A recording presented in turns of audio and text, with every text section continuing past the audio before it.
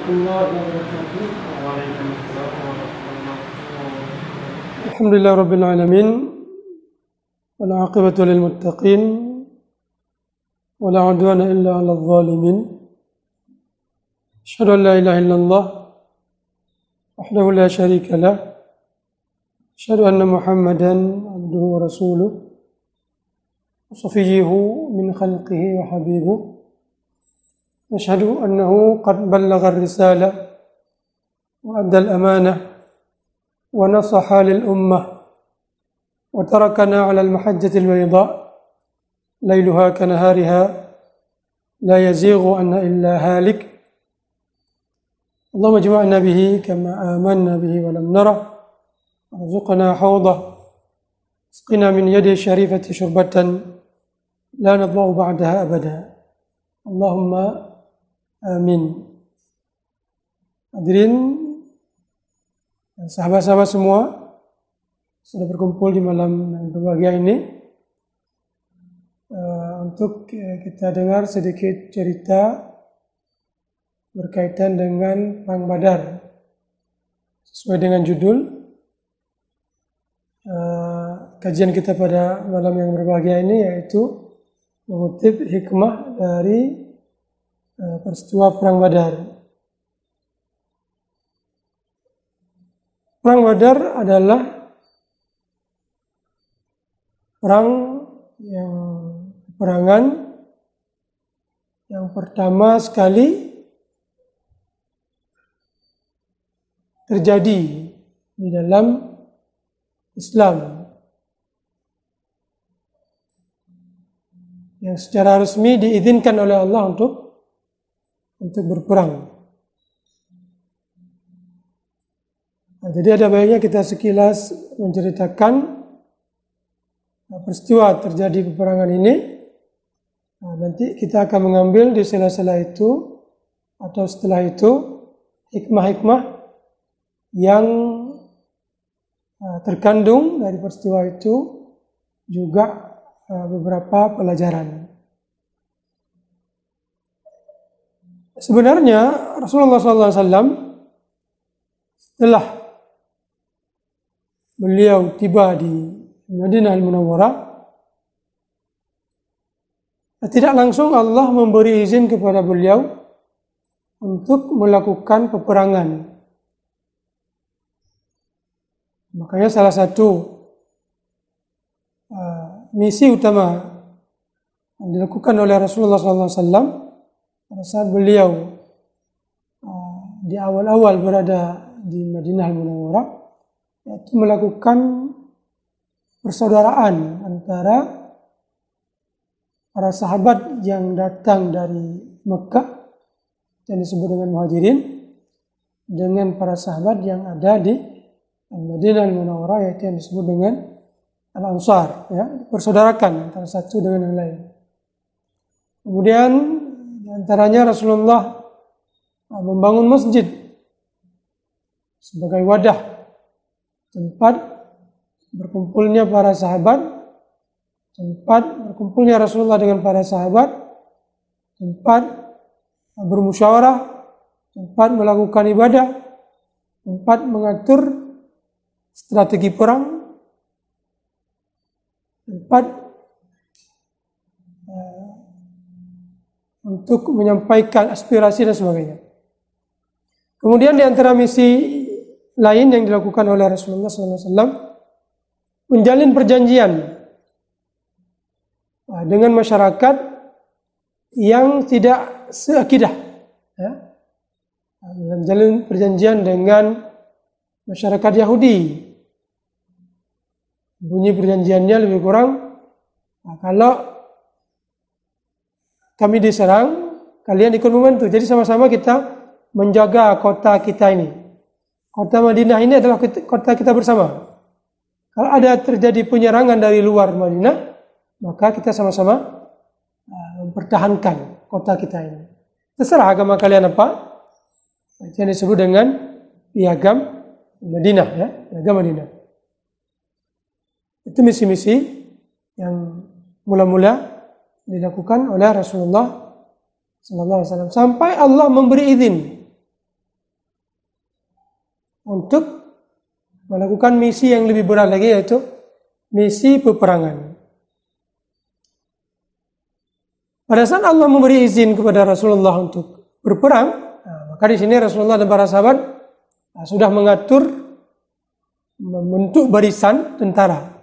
Ya, kadang-kadang beliau yang langsung terjun ke medannya langsung, kadang-kadang cuma diutus para sahabat atau beberapa sahabat untuk melakukan, ya, menyelesaikan misi itu. Itu yang disebut dengan saraya, ya, saraya. Saraya itu jamak dari sariyah. Sariyah itu bukan peperangan, tapi mirip dengan misi untuk menghalangi masyarakat Quraisy.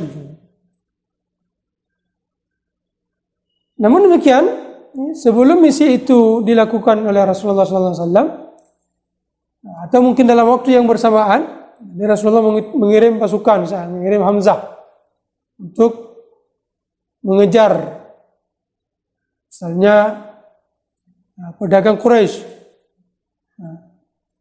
Di dalam waktu yang bersamaan Rasulullah melakukan perjanjian-perjanjian dengan masyarakat Arab yang ada di sekeliling kota Madinah. Tujuannya apa? Nah, hikmahnya, ya. Tujuannya untuk mencegah terjadinya peperangan di luar target Rasulullah SAW. Jadi target Rasulullah umpamanya ke kabilah ini. Rasulullah menjalinkan perjanjian dengan kabilah-kabilah lain. Kenapa? Ketika Rasulullah fokus terhadap kabilah yang tadi itu, maka tidak diganggu oleh kabilah-kabilah yang lain. Itu bagi mereka yang mau menerima perjanjian dengan Rasulullah SAW. Tapi yang bagi yang tidak mau, tetap Rasulullah, khususnya mereka yang mengganggu dakwah Rasulullah, itu Rasulullah akan mengejar mereka, menekan, melawan mereka. Itu kapan terjadi? Setelah Allah memberi izin. Karena sebelumnya Allah tidak berizin kepada Rasulullah untuk berperang. Kemudian salah satu saraya ini, ya, itu ya saraya yang disebut dengan saraya di al-ashirah. Sariyah Dzil Ashirah ini ketika Rasulullah mendapat informasi. Nah, karena di masa itu Rasulullah sudah mencari informasi kapan masyarakat Quraisy atau pedagang Quraisy keluar masuk melewati kota Madinah menuju negeri Syam atau kembali dari negeri Syam. Maka ketika Rasulullah diinformasikan oleh intelijen Rasulullah SAW, oleh mata-mata Rasulullah SAW, bahwa masyarakat Quraisy ada sekelompok pedagang Quraisy di bawah pimpinan Abu Sufyan, ya, menuju ke negeri Syam.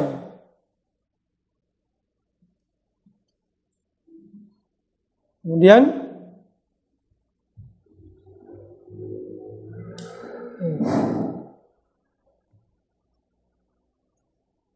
ketika diinformasikan kepada Rasulullah oleh intelijen Rasulullah bahwa Abu Sufyan dan rombongannya itu yang berjumlah 10.000 ekor onta yang dijaga oleh 40 orang cuma 40 orang berangkat dari Mekah menuju negeri Syam untuk berdagang.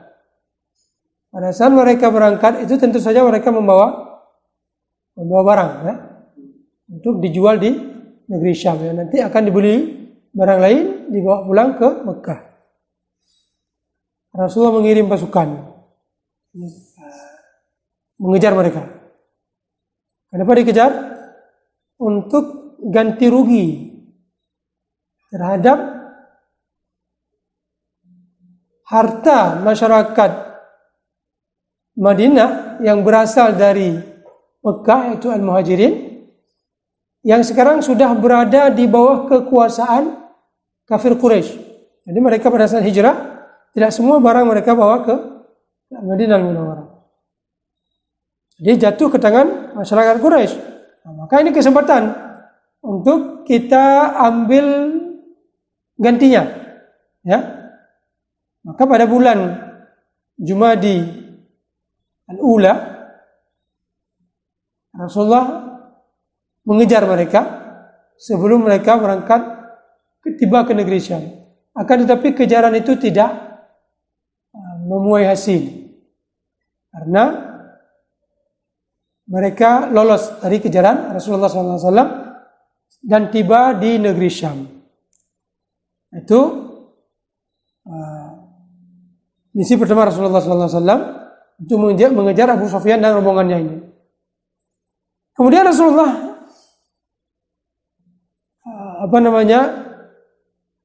mengatur strategi lain. Ini kesempatan kita yang kedua, jangan kita sia-siakan, yaitu pada saat mereka kembali, ya, pada saat Abu Sufyan kembali dengan rombongan dagangnya yang berjumlah 1000 ekor onta itu, maka di kesempatan kedua ini kita harus berhasil untuk menangkap Abu Sufyan ini dan harta yang dibawa oleh 1000 ekor itu, 1000 ekor unta itu, yang cuma dijaga oleh 40 orang. Ya, makanya Rasulullah pada saat diinformasikan, ya, karena Rasulullah sudah prediksikan ini kira-kira beberapa hari lagi ini akan tiba ini pasukan rombongan Abu Sufyan. Maka Rasulullah mengirim 2 orang intelijen, salah satunya bernama Talha bin Ubaidillah. Kemudian setelah kelihatan oleh Talha bin Ubaidillah dan temannya ini bahwa ada gerakan pasukan, bukan pasukan ya, rombongan dagang yang dipimpin oleh Abu Sufyan, maka beliau bergegas pulang. Cepat-cepat berjumpa dengan Rasulullah. Ya Rasulullah, ini ada pasukan rombongan dagang Abu Sufyan sekarang sedang menuju ke Mekah yang pasti akan melewati Madinah. Karena posisi Madinah itu berada antara Mekah dan Syam. Nah, cuma nantinya ada 2 jalur, bisa ditempuh dari jalur agak sedikit ke timur kota Madinah, atau ke barat kota Madinah, ya, dekat laut. Maka menurut informasi yang datang ke Rasulullah bahwa Abu Sufyan menempuh jalan yang agak ke arah timur kota Madinah. Maka Rasulullah menunggu mereka di arah bagian timur. Itu yang disebut dengan Badar, ya, dekat dengan Badar. Kemudian di sisi lain, Abu Sufyan bukan orang bodoh juga, ya. Beliau juga mengirim utusan, mengirim intelijen. Ini pasti Muhammad dan sahabatnya akan menunggu kita. Kirim intelijen sebelum beliau tiba di sebuah tempat.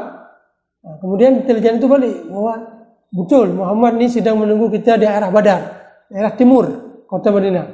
Maka Abu Sufyan membalik arah, ya, ke arah barat kota Madinah, dekat laut. Nah, makanya nantinya rombongan dagang Abu Sufyan ini lolos, nggak ketemu dengan Rasulullah SAW. Akan tetapi, ya, yang menyebabkan terjadi perang yang disebut dengan perang Badar itu tidak terlepas dari Abu Sufyan ini, peran Abu Sufyan. Apa peran beliau? Pada saat Abu Sufyan, ya, beliau nantinya masuk Islam, diinformasikan bahwa Rasulullah dan para sahabat sedang menunggu rombongan dagang beliau mengirim surat, ya, melalui salah seorang intelijen dagang beliau itu untuk disampaikan ke masyarakat Quraisy yang ada di Mekah. Maka intelijen ini, utusan dari Abu Sufyan ini memacu kudanya dengan kencang sampai tiba di Mekah. Ya, tiba di Mekah. Kemudian berteriak, Al-Latimah, Al-Latimah. Al-Ghawth, Al-Ghawth, ya, bantuan, bantuan. Karena Muhammad sedang mengejar harta kalian yang dibawa oleh Abu Sufyan dari negeri Syam yang berjumlah 1000 ekor onta, ya. Di masing-masing onta itu ada barang yang sangat banyak, yaitu taksirannya seperti disebut dalam kitab Rahiqil Maktum itu sekitar 50.000 dinar. Jumlah harta yang dibawa oleh Abu Sufyan dari negeri Syam itu berjumlah 50.000 dinar. Satu dinar itu lebih kurang atau kurang sedikit dari 5 gram emas. Satu dinar. Satu dinar 5 gram emas kurang sedikit. Bayangkan 50.000 dinar, ya, harta yang dibawa oleh Abu Sufyan. Maka pada saat Abu Sufyan mengirim surat itu, mengirim utusan itu, disampaikan amanah kepada mereka bahwa mereka sedang dikejar oleh Muhammad dan para sahabatnya, maka masyarakat Quraisy segera, ya, membentuk pasukan perang di bawah pimpinan Abu Jahal yang berjumlah 1.300 orang. Ya, 1.300 orang. Sementara Rasulullah SAW pada saat beliau ingin mengejar pasukan rombongan dagang itu bukan ingin berperang. Ya. Rasulullah cuma membawa pasukan berjumlah 300 orang. 314 orang. Ya, bukan tujuan berperang. Tujuan ingin merampas harta dagang yang dibawa oleh Abu Sufyan yang cuma dijaga oleh 40 orang. Jadi imbang lah. Bukan imbang, kekuatan Rasulullah itu lebih kuat, ya, dibandingkan dengan kekuatan dagang yang dipimpin oleh Abu Sufyan yang cuma berjumlah 40 orang, ya, dijaga oleh 40 orang yang banyak cuma unta. 1000 ekor unta. Maka Rasulullah yang berjumlah dengan para sahabat yang menjilat 314 orang ini, insyaallah ini aman, ya, aman. Cuma membawa 2 ekor unta, 2 ekor kuda. Jadi Rasulullah pada saat berangkat ke daerah Badar itu untuk mengejar Abu Sufyan itu cuma membawa 2 ekor kuda, 70 ekor unta. Ya, jumlah mereka 314 orang. Jadi 70 ekor unta itu diganti-ganti. Nah, sekali-kali Rasulullah naik atas unta, sekali-kali diganti oleh Ali bin Abi Thalib, sekali-kali diganti oleh sahabat. Rasulullah bertiga. Berganti-ganti, saling bergantian mengendarai seekor unta. Sahabat yang lain begitu juga. Ada yang 3, ada yang 4, ya. Karena Badar itu dengan kota Madinah tidak begitu jauh. Dan ini diabadikan oleh Al-Quran, ya, pada saat Rasulullah dan para sahabat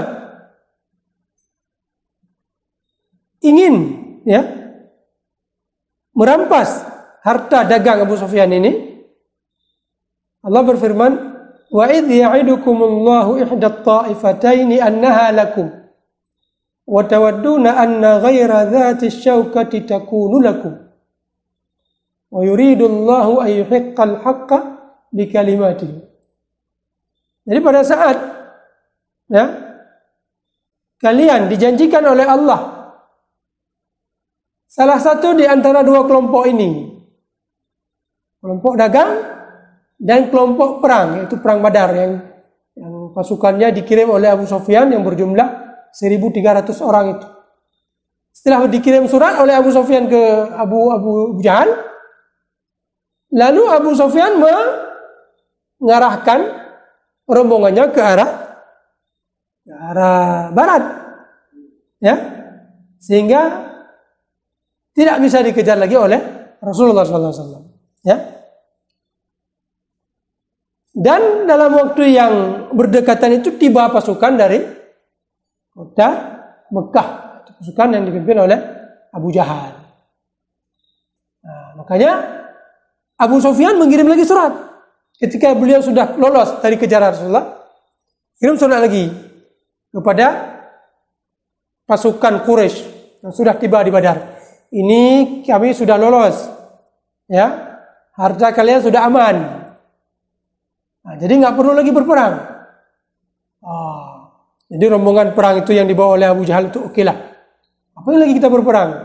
Ya, tujuan kita berperang kan untuk menjaga harta kita ini. Lagi pula Muhammad ini kan para sahabat lain kan ada sanak famili kita, sanak saudara kita. Jadi ada usulan kepada Abu Jahal, yuk kita pulang aja, nggak usah berperang. Tapi Abu Jahal ini nggak mau, ya, harus berperang. Kita sudah capek-capek dari Mekah, ini kita harus berperang. Harus kita habisi Muhammad ini, biar semua masyarakat Arab tahu bahwa kita adalah bangsa yang kuat, disegani oleh masyarakat Arab yang lain.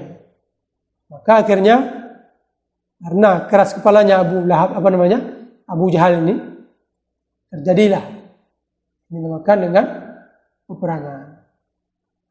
Maka Rasulullah SAW yang pada saat itu keluar dari kota Madinah pada tanggal 12 bulan Ramadan, ya, 12 bulan Ramadan atau 14 bulan Ramadan di tahun kedua Hijriah, menuju ke daerah Badar itu untuk mengejar rombongan dagang. Tiba-tiba rombongan dagang lolos. Di saat itu Rasulullah mengirim beberapa intelijen, ya, sampai nantinya salah satu intelijen yang dikirim adalah Ali bin Abi Thalib. Dan Ali bin Abi Thalib mendapat dua orang yang mencurigakan, ya, dan dibawa ke Rasulullah SAW. Dan ditanyakan oleh Ali bin Abi Thalib, kalian dari mana? Mereka mengatakan, kami dari rombongan tentara Abu Jahal yang baru tiba dari Mekah. Ali tidak percaya.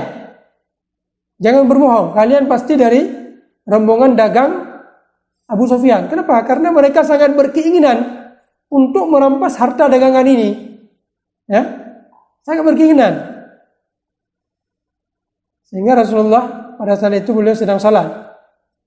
Ali melakukan menyiksa dua orang ini. Coba mengaku, kalian dari mana? Dari Abu Sufyan atau dari Abu Jahal? Kami dari Abu Jahal. Disiksa lagi oleh tujuan Ali supaya dia mengaku dari Abu Sufyan. Ya. Akhirnya dia mengaku kami dari Abu Sufyan. Kemudian tidak disiksa lagi. Kemudian Rasulullah selesai beliau salat, datang menuju mereka berdua dan mengatakan kepada Ali, kalian kalau mereka jujur, kalian siksa mereka. Ya, kalau mereka berbohong, kalian biarkan mereka.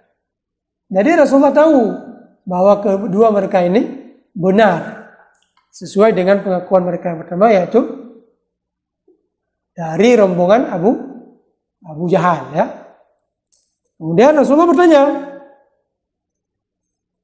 berapa jumlah pasukan Abu Jahal? Mereka menjawab tidak tahu, ya, tidak tahu. Tapi mereka banyak. Tapi jumlah yang sebenarnya mereka tidak tahu. Kemudian Rasulullah, setiap hari mereka berapa menyembelih? Berapa ekor menyembelih onta untuk makanan tentara mereka? Kedua pemuda ini menjawab sekitar 9, kadang-kadang 10 ekor. Nah, berarti mereka jumlahnya antara 900 dan 1000 orang. Jadi satu ekor onta itu bisa dimakan oleh 100 orang, ya, atau 90 orang. Jadi jumlah mereka disimpulkan oleh Rasulullah sekitar 1000 orang. Makanya Rasulullah yang cuma berjumlah 300 orang, 314 orang. Ini pasukan Quraisy berjumlah 1000 orang. Dan Rasulullah datang ke tempat itu dengan bekal pedang biasa-biasa saja. Cuma 2 ekor kuda yang dibawa, kuda yang ditunggangi oleh Zubair bin Awam dan satu lagi oleh Miqdad. Kemudian cuma 30 ekor unta yang ditunggangi silih berganti. Maka Rasulullah dalam mengambil keputusan ini, walaupun Rasulullah sudah dijanjikan oleh Allah ya akan kemenangan, ya, wa idh ya'idukumullahu ihdat ta'ifataini annaha lakum. Jadi salah satu di antara 2 kelompok ini milik kalian, wahai Rasulullah. Kelompok dagang atau kelompok Abu Jahal, sementara Abu Jahal yang jumlahnya sangat banyak. Akan tetapi keinginan para sahabat dagang, ya, kelompok dagang karena banyak duitnya lebih banyak. Akan tetapi Allah menginginkan yang lain. Maka Rasulullah salah satu kebijakan beliau, ya, beliau bermusyawarah. Walaupun beliau sudah tahu ini akan menang, tapi beliau bermusyawarah. Maka dipanggil para sahabat, ini kondisinya seperti ini, ya. Coba beri pendapat kalian, apa yang harus kita lakukan? Nah, kemudian Rasulullah mendengar dari Abu Bakar, ya Rasulullah, kami ini sudah beriman kepadamu macam-macam. Lakukan apa yang engkau lakukan, kami akan ikut. Ya, kepada Umar menjawab demikian juga. Kemudian Rasulullah tidak mendengar suara dari kalangan Al-Ansar. Karena ketika Rasulullah datang ke kota Madinah itu, Rasulullah sudah mengikat perjanjian dengan masyarakat Ansar. Kalau kota Madinah, bukan dengan Ansar saja, bahkan dengan semua penduduk yang ada di kota Madinah, termasuk orang yang bukan orang Islam, orang Yahudi. Kalau kota Madinah ini diserang, maka sama-sama kita pertahankan. Dan pada saat ini, posisi mereka sedang berada di luar kota Madinah. Makanya Rasulullah bertanya, kalian orang Ansar, apa pendapat kalian? Maka dijawab oleh seorang sahabat yang bernama Sa'ad bin Mu'adz, ya Rasulullah, kami, ya, dari pertama kedatanganmu ke kota Madinah sudah memberi perlindungan kepadamu. Kami meyakini dirimu adalah Nabi. Kami jaga dirimu. Kami bantu dirimu ya Rasulullah. Mungkin Rasulullah engkau menganggap kami ini kali ini tidak mau membantumu karena kita sedang berada di luar kota Madinah. Ya? Tidak ya Rasulullah. Walaupun kami posisi kita ini di luar perjanjian, karena perjanjian dalam kota Madinah. Posisi kita sedang berada di luar kota Madinah, kami juga akan membantu dirimu ya Rasulullah. Ya? Pemberian yang kami berikan kepadamu yang engkau terima itu lebih kami sukai ya Rasulullah dari apa yang engkau tidak terima ya Rasulullah. Maka gembiralah Rasulullah pada saat beliau mendengar ucapan yang sangat bersemangat ini dari salah seorang pemimpin orang Ansar yaitu Sa'ad bin Mu'adz. Maka bismillah, teruskanlah. Berarti kita berperang. Walaupun bekal peperangan itu sangat sederhana. Ada satu keyakinan yang dijanjikan oleh Allah kepada Rasulullah, kemenangan. Kemenangan, ya. Maka untuk kembali ke kota Madinah mencari bantuan itu agak jauh. Waktu sangat dekat. Maka Rasulullah mengatur strategi. Di sela-sela kondisi yang sangat sulit itu. Kebetulan keberadaan Rasulullah yang sudah dekat dengan posisi tentara Quraisy itu tidak diketahui oleh masyarakat Quraisy. Kenapa tidak diketahui? Karena 2 orang yang tadi intelijen dari mereka sudah ditawan oleh Ali bin Abi Thalib. Ya. Sementara dari pihak Rasulullah sudah mengetahui berapa jumlah mereka, di mana posisi mereka. Ya, sudah mengetahui siapa-siapa mereka yang ikut berperang, diceritakan semua. Kebanyakan yang ikut berperang adalah pembesar. Sampai-sampai Rasulullah mengatakan kepada para sahabat, hadhihi Makkatu qad alqat ilaikum aflada kabidiha. Ini kota Mekah sudah menghadirkan ke hadapan kalian orang-orang pilihan yang ada di antara mereka. Ini kesempatan, ya, kesempatan. Kemudian Rasulullah mengatur strategi, di antaranya Rasulullah ingin menguasai sumur air yang ada di daerah Badar itu. Kemudian Rasulullah mengarahkan pasukan ke daerah itu, tapi agak jauh dari sumurnya.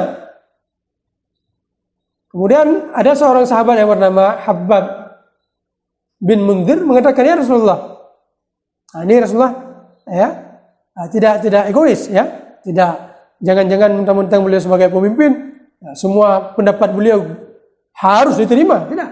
Ada kalanya pendapat beliau bukan bersumber dari Allah, dari wahyu, ijtihad beliau.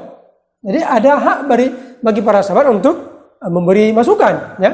Salah satunya adalah ketika Rasulullah meletakkan pasukan yang agak jauh dari sumur Badar itu, diusulkan oleh Habbab bin Mundzir, ya Rasulullah, kenapa engkau meletakkan pasukan di daerah ini, ya Rasulullah? Apakah ini perintah dari Allah? Apakah ini wahyu yang tidak bisa dilanggar? Bukan. Ya, bukan. Kalau begitu ya Rasulullah, ini bukan tempat yang strategis. Ya. Tempat yang strategis adalah kita letakkan pasukan kita dekat dengan sumur itu. Kita kuasai sumur itu. Maka dikuasailah sumur itu. Nah, kita minum air sumur itu sementara pasukan Quraisy tidak dapat minuman. Nah, makanya dalam peperangan itu nggak ada rasa kasih sayang. Kasihan ya, mereka nggak dapat minum ya. Nggak ada istilah itu. Mereka kan manusia juga, nggak ada. Kalau udah masuk dalam medan tempur itu nggak ada istilah kasihan-kasihan itu. Ya, dan ini terjadi ketika Rasulullah berperang dengan pasukan Quraisy. Kemudian setelah sumur itu dikuasai oleh Rasulullah, maka Rasulullah membentuk barisan pasukan, ya, menyusun, merapikan pasukan, ya, siap gerak, begitulah kira-kira. Ada satu orang sahabat, namanya Sawad, ya. Beliau ini sengaja keluar dari barisan sampai Rasulullah marah. Dan dalam pertempuran itu nggak bisa kita santai-santai, ya. Kalau ada pasukan yang nggak serius itu bisa diambil ketegasan. Dan Rasulullah begini mengambil ketegasan kepada sahabat ini. Sekedar pada saat siap gerak itu dia keluar di barisan, agak maju dia. Hingga datang Rasulullah dengan membawa ranting begini, menyolok perutnya lah, begitulah kira-kira. Untuk dirapikan barisannya. Jangan main-main. Nah, begitulah. Kemudian dia menampakkan kemarahan. Ya Rasulullah, ini engkau sudah menyakiti perut saya, Rasulullah. Ya, sengaja dia bawa kayak gitu. Oke, balas. Kata Rasulullah. Ya, balas. Kemudian ketika dia minta balas, dia berpeluk Rasulullah. Ya, dia rupanya ketika berbuat itu, tujuannya apa? Untuk mencari kesempatan.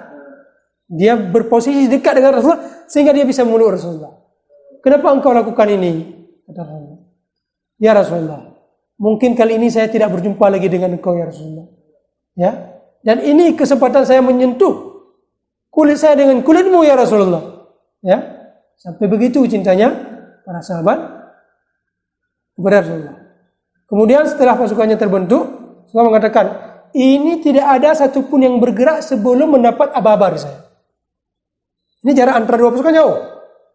Tapi mereka sudah kelihatan. Ya.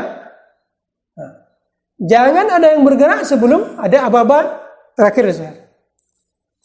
Kemudian diusulkan oleh seorang sahabat Sa'ad bin Mu'adz, ya Rasulullah, betul memang engkau Rasulullah, ya, dijaga oleh Allah. Ya. Tapi saya mengusulkan engkau tidak terlibat dalam barisan pasukan perang. Ya, kami akan membuat kepadamu ya Rasulullah sebuah kemah, tenda. Ya. Biar engkau duduk di tenda itu dan dijaga oleh beberapa orang sahabat. Termasuk yang menjaganya adalah Abu Bakar As-Siddiq. Tujuannya ya Rasulullah, kalau Allah memberi kemenangan, alhamdulillah. Ya. Tapi kalau Allah menakdirkan kita kalah, engkau bisa melarikan diri ke Madinah, meminta bantuan kepada penduduk Madinah. Itu bentuk kecintaan para sahabat pada Nabi sallallahu alaihi wasallam. Ini bukan ide Rasulullah. Dia tak pegang kelong, dia tak bawa tak benteng supaya long terjaga. Tidak. Ini yang usulkan siapa? Sa'ad bin Mu'adz.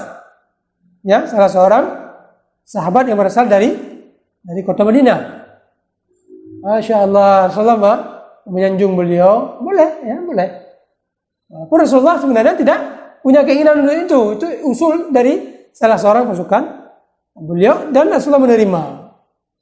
Karena kenapa? Kalau Rasulullah berada di dalam pasukan, mungkin itu akan memotivasi pasukan Quraisy untuk berperang lebih ganas. Begitulah kira-kira. Kemudian setelah dibuat kemah untuk Rasulullah, dan Rasulullah sudah mengatakan jangan ada yang bergerak sebelum mendapat aba-aba. Ya. Di situ Rasulullah memanfaatkan waktu terakhir untuk berdoa, ya Allah. Ya. Ya Allah, jika engkau mengalahkan pasukan yang kecil ini, ya Allah, mungkin tidak ada yang akan menyembah dirimu, ya Allah. Ya, ini mereka jumlah sangat kecil, ya Allah. Apakah Rasulullah ragu kepada Allah? Tidak. Rasulullah sudah diberitahu bahwa Rasulullah akan mendapat kemenangan. Tapi begitulah kita manusia. Ya. Mungkin selalu kita diingatkan, kita ada takdir, ada qada dan qadar. Tapi kadang-kadang kita pada saat berhadapan dengan kesusahan, susah juga kan? Susah juga kita. Begitu juga yang dialami oleh Rasulullah. Yang beliau sebagai seorang manusia. Yang beliau sebagai qudwah bagi kita. Ya, makanya Allah mengirim Rasul kepada kita dari kalangan kita sendiri, manusia, yang supaya bisa kita tiru. Ya Allah jauh dari malaikat, nggak bisa kita tiru. Ya. Tapi Allah kirim Muhammad manusia sebagai Rasul sallallahu alaihi wasallam untuk bisa kita tiru, ya. Kadang Rasulullah memang yakin, tapi ada sedihnya, ada gembiranya. Rasulullah memohon, ya Allah, bantu ya Allah, ya. Kalau engkau kalahkan, enggak ada lagi yang menyembahmu ya Allah. Sampai semangat kali beliau berdoa, disebutkan oleh riwayat, kain rida yang ada di bahu beliau terjatuh. Sampai Abu Bakar iba melihat, ya, engkau sudah mengharap sekali kepada Tuhanmu. Kemudian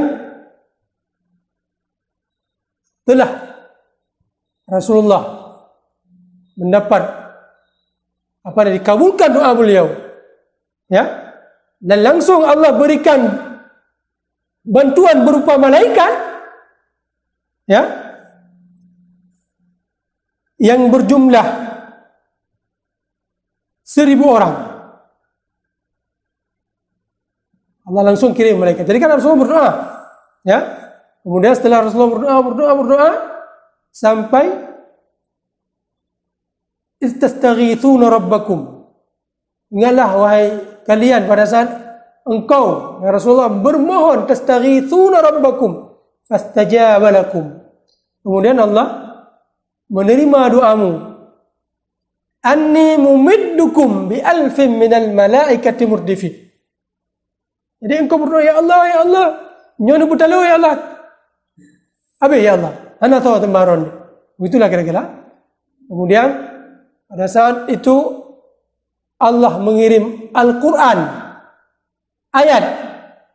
Ingatlah pada saat kalian bermohon, ya, meminta bantuan, dan Allah kirim bantuan berupa 1000 orang malaikat. Berapa jumlah sekarang pasukan Rasulullah? Sudah imbang. Tadi 1300 pasukan Quraisy. Sekarang 1300 juga pasukan orang Islam, tapi 1000-nya malaikat. Ya? 1000-nya malaikat. Apa kata Rasulullah kepada Abu Bakar? Ya Abu Bakrin, abshir, hadza Jibril, ya, hadza Jibril ala sanayahu an-naq'u. Ini Jibril sudah datang, ya, Jibril sudah datang memberi bantuan. Maka Rasulullah memakai baju perang. Jadi kan sahabat mengusulkan engkau berada di sana aja Rasulullah. Ya. Jadi kalau terjadi begini maka begini, kalau terjadi begini maka engkau bisa melarikan diri. Itu apa namanya? Niat baik dari sahabat Sa'ad bin Mu'adz. Kemudian Rasulullah memakai baju perang. Ternyata para sahabat bertambah semangat. Rasulullah sudah memakai baju perang. Ya. Kemudian Rasulullah memberi kabar gembira. Jibril, hadza Jibril. Fi thanayahu an-naq'u. Kemudian Rasulullah mengatakan lagi kepada para sahabat, barang siapa yang pada hari ini dia fokus berperang, sabar menghadapi musuh, tidak melarikan diri, maka imbalannya surga.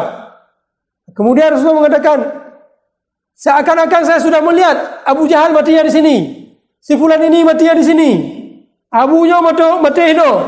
Ya, tambah semangat para sahabat ketika Rasulullah memberi kabar gembira kepada mereka. Maka Rasulullah mengambil debu, batu kerikil. Pada saat pasukan Quraisy sudah mendekat, Rasulullah melempar batu itu, melempar. Sehingga kerikil-kerikil itu masuk ke semua mata yang ada di dalam pasukan Quraisy itu.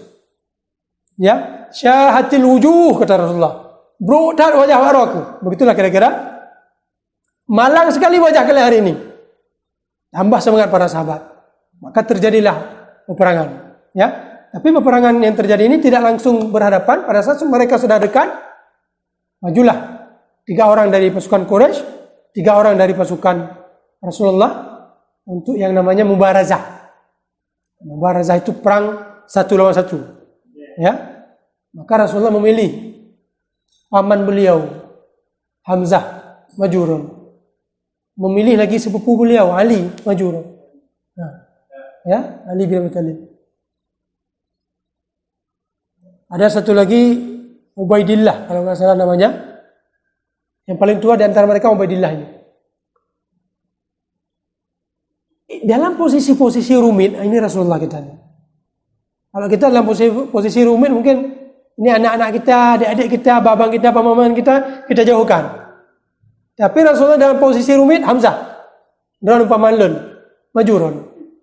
Nyamate pamanlun. Ali maju kata. Nyamate sepupulun. Ya, tapi mereka berdua tidak meninggal. Menang mereka pada saat mubarazah itu. Kemudian terjadilah peperangan.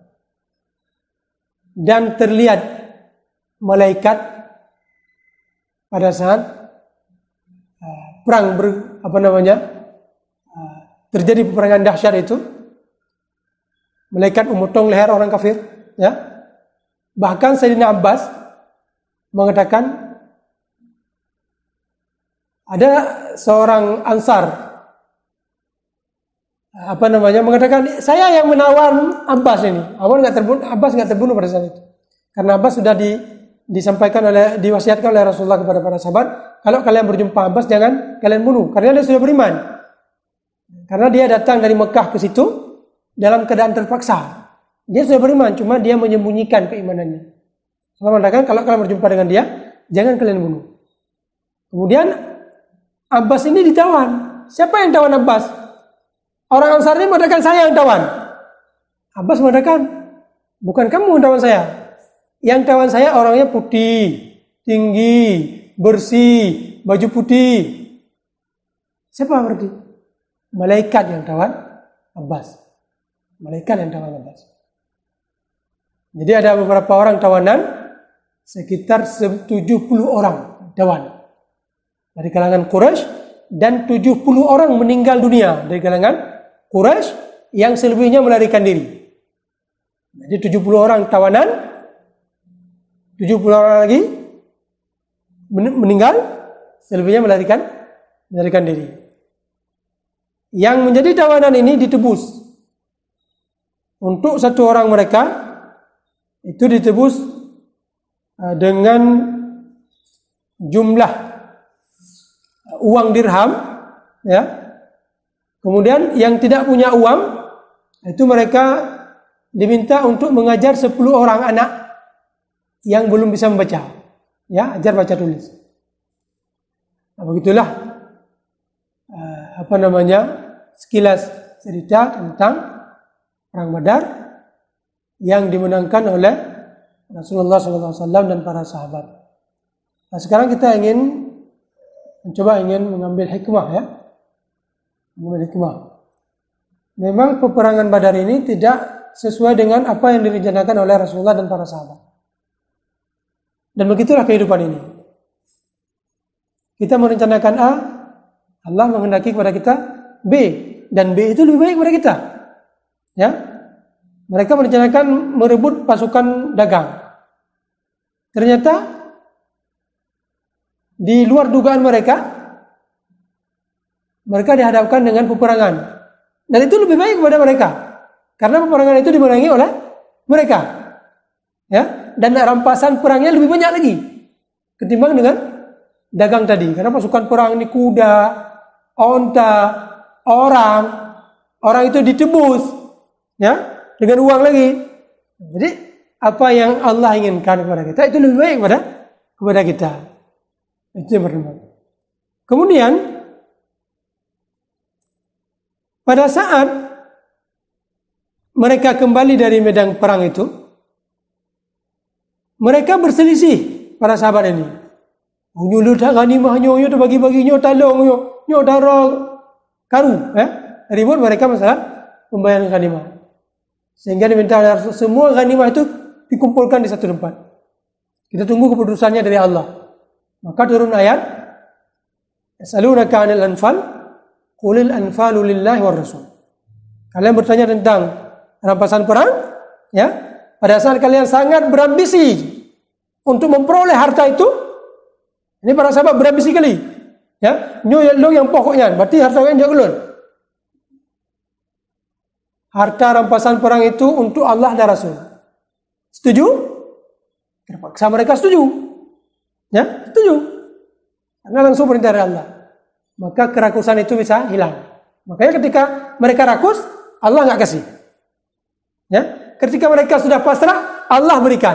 Makanya setelah mereka pasrah, ya, Allah turunkan ayat, Yas'alunaka 'anil anfal, qul al-anfalu lillahi war rasul. Jadi harta peperangan ini untuk Allah dan Rasul. Nah, sudah puas? Nggak ada lagi yang protes? Oke, sudah terima semua? Oke. Baru Allah turunkan ayat lain. Wa'lamu annama ghanimtum min syai'in fa hukmuhu lillahi wa'lamu annama ghanimtum min syai'in falillahi khumsuhu walir rasul. Ya. Ketahuilah apa saja yang telah kalian rampaskan, ya, rampas di medan peperangan, maka itu 1/5 untuk Rasul, ya. Kemudian selebihnya dibagikan untuk fakir miskin, untuk anak yatim, untuk mereka yang berjuang di sabilillah. Jadi kalian dapat juga, ya, kalian yang berjuang dapat. Kenapa Allah berikan ini? Padahal tadi mereka dalam kondisi berambisi tidak diberikan. Nah, begitulah kita ini manusia, ya. Begitulah didikan dari Allah, tarbiyah dari Allah, hikmah yang bisa kita ambil dari kejadian-kejadian yang ada di perang Badar ini. Yang itu ya di antaranya adalah belum tentu yang kita inginkan itu baik bagi kita. Tapi yang Allah inginkan itu lebih baik daripada yang kita inginkan. Kemudian ada kadang-kadang ambisi dari kita, ya. Tapi pada saat ambisi itu hilang, di situ Allah baru bukakan jalan. Kepingin kali jadi ini, kepingin kali jadi ini, nggak dapat. Tapi pada saat kita nggak kepingin, dapat. Ya, dan ini sering terjadi dari beberapa teman-teman yang menceritakan pengalamannya, sudah lama menikah tapi nggak dikaruniai anak-anak. Berobat ke sana sini, tanya resep ke sana sini, nggak dapat. Tapi pada saat mereka, ini pikirin, berdoa mental, sudah pasrah, situ Allah kasih. Ya, dan itu sering kali terjadi demikian dalam kehidupan ini. Nah, makanya berdasarkan kejadian-kejadian ini, maka kita pada saat ada kejadian yang mirip dengan kejadian itu, kita bisa mengait-ngaitkan jamunna lagi umat Nabi. Maka saya nggak perlulah terlalu bersusah-susah, ya. Karena ada pernah kejadian yang bermiripan dengan kejadian kita. Itulah barangkali yang bisa kita ceritakan sedikit tentang Perang Badar dan hikmah yang ada di Perang Badar. Mungkin sekitar 3 menit lagi sebelum saya tutupi. Sebelumnya judul yang diarahkan kepada kita adalah yaitu konsep dualisasi Perang Badar sebagai strategi bisnis. Ya. Nah, jadi konsep yang bisa kita ambil dari peristiwa Perang Badar yang lalu kita jadikan sebagai strategi bisnis. Nah, kalau kita lihat dalam peristiwa Perang Badar ini ada hal yang bisa kita kaitkan dengan bisnis. Ya, yang pertama adalah Rasulullah ingin merebut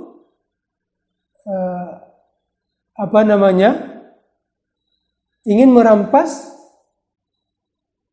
harta dagang yang dibawa oleh Abu Sufyan. Ya, tujuannya apa? Tujuannya kalau harta dagang ini berhasil direbut, begitulah kira-kira, ini di Mekah akan terjadi kekacauan. Ya, dari segi perekonomian. Karena orang-orang kaya semua menitip barang ke Abu Sufyan untuk dijual di negeri Syam dan dibeli barang baru dibawa ke sini. Pasti akan terjadi konflik ekonomi, ya, di Mekah. Nah, jadi di sini perang ekonomi. Nah, jadi agak bisa kita ambil hikmah juga dari segi itu. Jadi memperkuat ekonomi diri kita dengan menghancurkan ekonomi lawan. Nah, begitulah kira-kira. Ya. Kemudian mungkin pada saat kita mendengar kata-kata perang itu, ngeri. Ya, ngeri perang itu. Tapi kadang-kadang tidak semua mengerikan. Ya. Tidak semua mengerikan. Ada kadang-kadang antara pasukan kita dengan pasukan lawan yang mungkin bisa kita jalin kerjasama. Dan itu terjadi, ya, seperti Abdurrahman bin Auf. Beliau menjalin kerjasama dengan seorang kafir Quraisy yang bernama Umayyah bin Khalaf. Ini sama-sama orang kaya. Abdurrahman mengatakan, wahai Umayyah, ini harta saya yang saya tinggalkan di Mekah, tolonglah kamu jaga. Nanti harta kamu kalau melewati Madinah akan saya jaga. Itulah. Makanya ketika terjadi peperangan di Perang Badar ini, Abdurrahman bin Auf ini mencari Umayyah bin Khalaf ini supaya dia tidak dibunuh, dilindungi, ditawan. Ya, ditawan. Ini kalian sudah kalah, sini saya tawan. Kalau nggak saya tawan, dia dibunuh orang lain. Ditawan. Setelah ditawan, dibawa ke Rasulullah. Pada saat di tengah jalan, ya, berjumpa dengan Bilal bin Rabah. Bilal bin Rabah ini pernah dianiayai oleh Umayyah bin Khalaf, letakkan batu di atas dadanya. Maka Bilal bin Rabah pada saat melihat Umayyah ini, beliau mengeluarkan perang, ingin dibunuh. Dilarang oleh Abdurrahman, jangan dibunuh, ini tawanan saya. Tetap bersikeras dibunuh. Ya, sampai Bilal memanggil beberapa kawan-kawannya lain, harus dibunuh. Karena dulu dia siksa saya waktu saya di Mekah. Akhirnya dibunuh. Ya, dibunuh. Makanya Abdurrahman bin Auf itu kesal kali kepada Bilal pada saat peristiwa itu. Kenapa? Karena sudah ada ikatan perjanjian di antara mereka. Perjanjian dari segi apa? Dari segi ekonomi. Ya. Harta saya engkau jaga, harta engkau saya jaga. Jadi kadang-kadang dalam peperangan ada yang kita anggap itu mengerikan, tapi ada hal-hal kadang-kadang seperti itu di lapangan, ya, seperti itu di lapangan. Nah, itu barangkali yang mungkin bisa kita ambil hikmah dari segi konsep ekonomi. Yang pertama, untuk kita bangkit dari segi ekonomi kita, ada kalanya kita harus menghancurkan ekonomi lawan, tapi ingat, bukan lawan sesama Islam. Ya, lawan orang kafir. Jangan karena iri hati kepada lawan bisnis, kita hancurkan bisnis, tidak. Tapi kafir, Yahudi misalnya, ya, itu boleh. Bisa kita boikot, nggak mau lagi minum Coca-Cola, nggak mau lagi minum Fanta, karena itu punya orang Yahudi. Seperti itu, ya. Kemudian seperti yang dilakukan oleh Abdurrahman bin Auf, ya, mencari strategi yang mungkin kita cari untuk kebangkitan ekonomi kita, untuk kita jaga harta kita yang merupakan bekal juga di suatu saat untuk kita jadikan bekal peperangan di kemudian hari. Maka Abdurrahman bin Auf, salah seorang sahabat yang kaya itu, beliau orang yang sangat besar bantuan beliau pada peperangan selanjutnya, termasuk di perang Khandaq. Apa namanya? Ya, perang bukan Khandaq, perang Tabuk, ya. Perang Tabuk beliau memberi sumbangan yang sangat luar biasa untuk peperangan terjadi di mana perang Tabuk itu. Itulah barangkali yang bisa kita simpulkan di pertemuan di malam ini. Lebih dan kurang saya mohon maaf. Assalamualaikum warahmatullahi wabarakatuh. Mungkin ada pertanyaan? Silakan.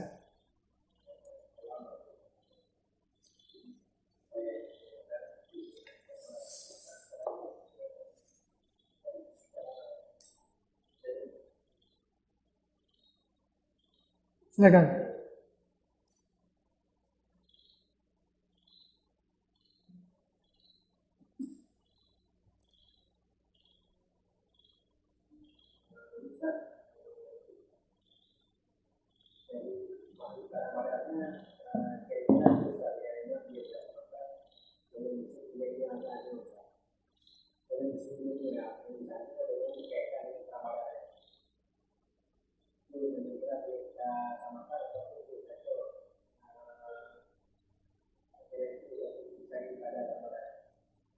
Ya, ada pertanyaan dari sahabat kita. Apa kira-kira yang bisa dikaitkan antara bisnis milenial yang sedang marak-marak di masa ini dengan peristiwa yang ada di Perang Badar?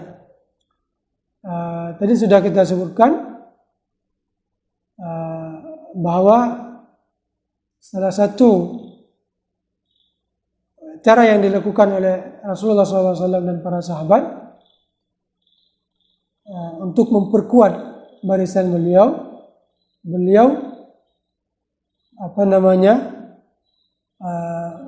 berusaha untuk membasmi bisnis lawan.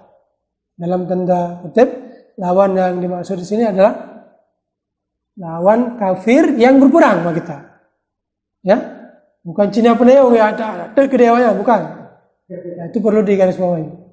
Orang kafir yang posisi mereka sedang menjadi lawan kita. Nah, itu yang pertama. Maka diharapkan kepada generasi milenial pada saat ini yang bergelut di bidang bisnis, bidang usaha, ya, mereka untuk mengatur strategi ini, mencari cadangan-cadangan produksi yang selama ini kita masyarakat mengkonsumsi produksi orang, khususnya orang di sini orang kafir yang menjadi lawan kita, ya. Mungkin ada lawan yang secara terang-terangan, ada orang kafir yang jadi lawan tapi secara tidak terang-terangan. Nah, ini perlu dibasmi juga, ya. Nah, tapi cara membasminya juga dengan cara tidak terang-terangan. Beda ada kedai Cina yo pasti bro ini kamu ada kedai. Tidak seperti itu, ya. Tapi dengan cara tidak terang-terangan juga. Nah, kita cari alternatif. Oh, ini ada Coca-Cola buatan Yahudi lawan kita. Mereka sudah merebut negara kita Palestina, Baitul Maqdis, Masjidil Aqsa, maka kita akan buat Coca-Cola baru. Nah, itulah kira-kira. Ya, produk baru, alternatif bagi masyarakat, karena masyarakat sudah terikat dengan produk tertentu. Ya, ada sampo merek apa, ternyata perusahaan ini,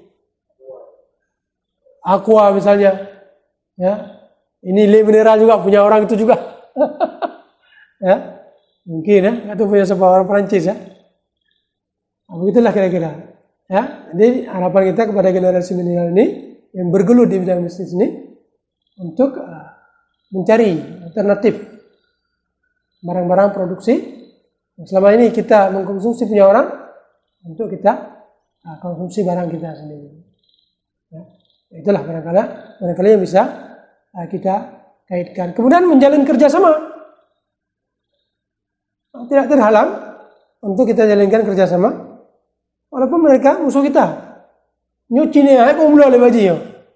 Tidak, bisa jadi dalam kondisi tertentu kita bekerja sama dari segi bisnis dengan dia, saling menguntungkan. Dan ini yang dilakukan oleh Abdurrahman dengan Umayyah bin Khalaf ini. Mereka sama-sama orang kaya. Nah, ini bisnis saya yang ada di Mekah, engkau jaga. Bisnis kamu kalau melewati kota Madinah saya jaga. Ya.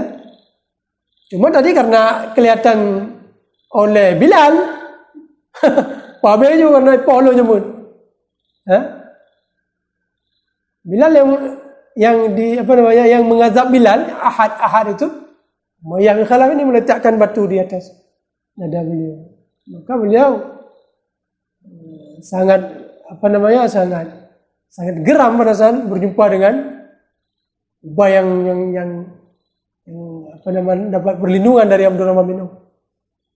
Dan pada saat itu perkara itu belum tiba ke Rasulullah ya. Mungkin kalau sudah tiba ke Rasulullah, ya itu mungkin Rasulullah mungkin ada keputusan lain ya. Kalau sudah diberi perlindungan oleh Rasulullah, maka Bilal sudah pasti tidak akan berani. Nah, tapi ini perkara ini belum tiba ke Rasulullah, masih di tengah jalan. Dan ternyata ternyata apa yang terjadi di kemudian hari? Rasulullah bermusyawarah, ini ada tawanan perang. Apakah kita bunuh mereka atau kita jadikan tawanan sebagai tebusan? Abu Bakar mengusulkan kita tebus saja ya. Nah, ini kan family kita juga. Ya, mereka membayar kita biarkan mereka merdeka, lepas. Umar mengatakan tidak, apa mentang Rasulullah. Ya, apa mentang. Ya. Ini taknya boleh lupa. Ya. Paman dari ibu beliau namanya Al-As bin Hisham bin Al-Mughirah. Tadi saya baru membunuh paman saya.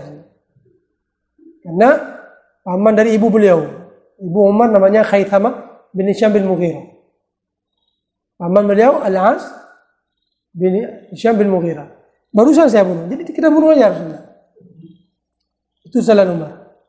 Tapi Abu Bakar, Rasulullah menerima usulan Abu Bakar.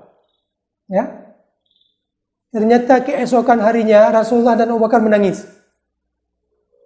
Datang Sayyidina Umar, Rasulullah, maka dia mau, ya.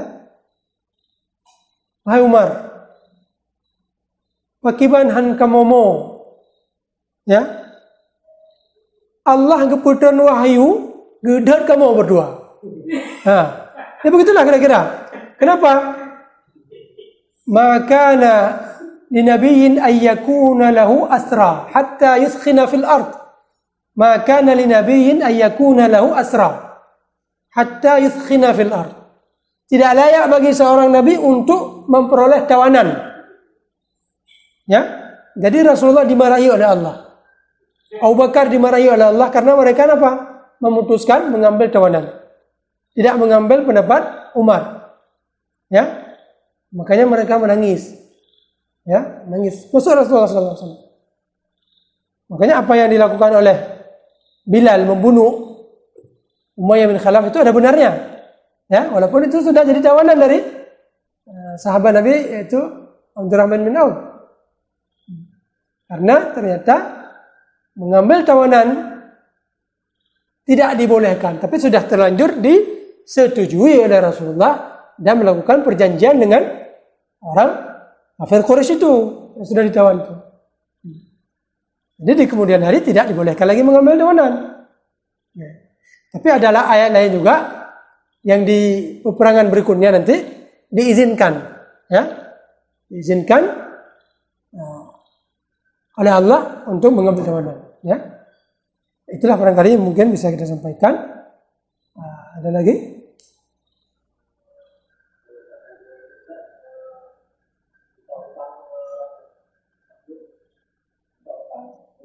Berhutang. Harus kita bayar berarti? Hah? Boleh. Kenapa nggak boleh berhutang? Ya, tapi harus kita bayar.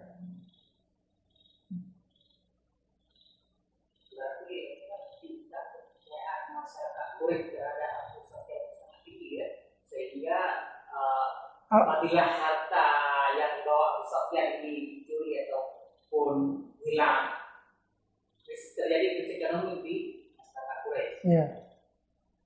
Berarti memang boleh percaya terhadap seseorang pada seluruh harta.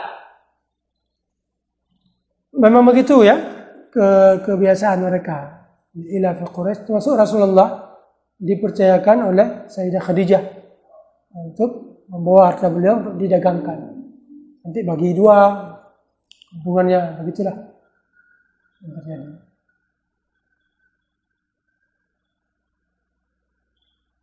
Termasuk nanti di kemudian hari menantu Rasulullah namanya Abul As, suami dari Zainab. Abul As, beliau juga dipercayakan untuk membawa harta dan direbut oleh Rasulullah juga. Ya, direbut, tapi beliau minta bantuan Zainab untuk dilindungi. Kemudian keesokan harinya berjumpa dengan Rasulullah. Ini putri saya sudah melindungi suaminya ini. Ya, saya minta kepada kalian, kalau kalian mau, kalau kamu nggak masalah, untuk kalian kembalikan harta dia, biar dia bawa pulang lagi ke Quraisy. Dan dikembalikan. Setelah dikembalikan, diserahkan semuanya. Nah, sudah ada semua harta kalian? Ada yang tertinggal? Udah ada, udah. Sekarang ketahuilah, saya masuk Islam. Ini Islam Abul As. Ya, kenapa? Orangnya sangat gentleman. Saya sudah punya hasrat untuk masuk Islam ketika saya sudah berada di Madinah. Tapi tidak mau saya, karena saya masuk Islam pada saat itu, kalian akan mengatakan saya sengaja merampas harta kalian. Jadi saya tidak masuk Islam dulu. Saya bawa dulu harta ini kepada kalian, sudah sempurna saya serahkan. Dan saya tanya, masih ada yang tersisa? Nggak ada lagi? Saya tak masuk Islam sekarang. Ya? Nah, itu yang dilakukan oleh Muaz. Maka mulai masuk Islam pada saat itu. Dan beliau juga memperdagangkan harta orang Quraisy. Setelah Perang Badar ini persoalannya. Ya? Jadi itulah. Ya? Jadi masyarakat Quraisy sangat terganggu ketika Rasulullah sudah diizinkan berperang. Jadi nggak ada keamanan lagi berdagang ke negeri Syam. Sampai terjadi perjanjian Hudaybiyah. Baru boleh lagi mereka berdagang. Bukan baru boleh, baru mendapat keamanan. Namun demikian, 2 tahun mereka berjanji, itu perjanjian Hudaybiyah, mereka sudah melanggar. Ya, kan? Diperang lagi oleh Rasulullah. Jadi Fathu Mekah di tahun ke-8 Hijriah. Tadi apa yang ditanyakan tadi? Berutang, kan? Udah sudah ya. Itulah barangkali yang mungkin bisa kita jawab.